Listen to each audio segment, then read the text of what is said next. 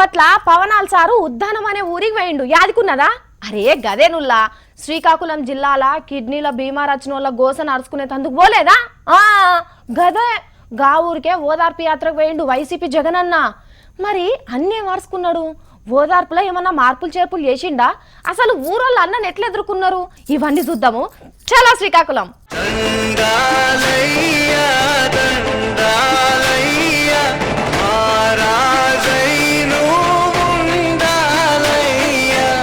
ఉద్దానం ఊరిని ఉద్ధరించేందుకు వచ్చిన జగనన్నకు దండాలయ్యా మాతోనే నువ్వు ఉండాలయ్యా అని డెక్కుల పాట పెట్టుకొని ఎదుర్కొన్నారు ఊరోళ్ళు.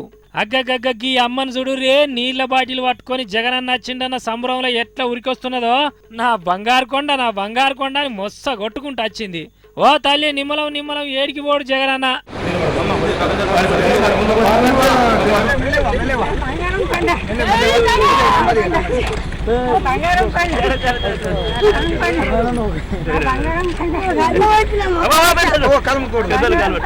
ఆగో కాళ్ళ మీద పడుతుంటే జగనన్న అద్దవ్వా అని భుజం పట్టి లేపి నుదుటి మీద ప్రేమతోటి ముద్దు పెట్టి మళ్ళొస్తా అని సాగదోలిండు.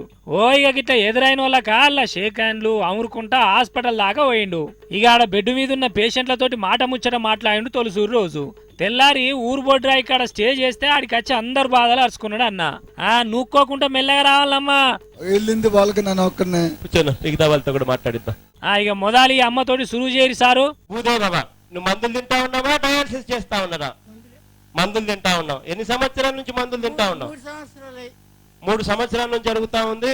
ఉన్న ఆస్తులన్నీ అమ్ముకుంటాను. బంగారం అమ్మినావా? బంగారం అమ్ముకుంటా ఉన్నారు, ఇల్లు అమ్ముకుంటా ఉన్నారు, పొలాలు అమ్ముకుంటా ఉన్నారు.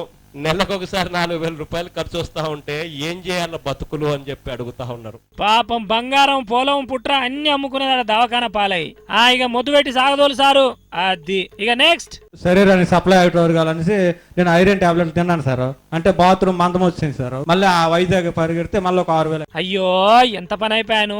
అయితే నేను అదే బాత్రూమ్ పోతే బాత్రూమ్ మంట పెట్టిందంట. ఇన్నరా బాత్రూమ్ లో మంట వస్తుందని గురునాథ్ సార్ చెప్పిన వల్లే చంద్రాల్ సార్ మీద ఎట్లా గరం అవుతున్నాడో జగనాల్ సారు. ఇక సరే గాని ఉద్దారం ఊరిని ఎట్లా ఉద్ధరించడో చెప్పురు సార్. ముందుగాలు రాకుండా ఏం చేయాలి అన్న ఆలోచనలు చేయాలి. ఆ ఆలోచనలు చేయడం కోసం రీసెర్చ్ సెంటర్ పెట్టాలి. మామూలుగా ప్రభుత్వం అన్నది ఈ పాటికి రీసెర్చ్ సెంటర్ పెట్టి ప్రభుత్వం పేద ప్రజలకు తోడుగా నిలబడాల్సింది పోయి చంద్రబాబు నాయుడు గారి ప్రభుత్వం ఏం చేస్తా ఉందో తెలుసా?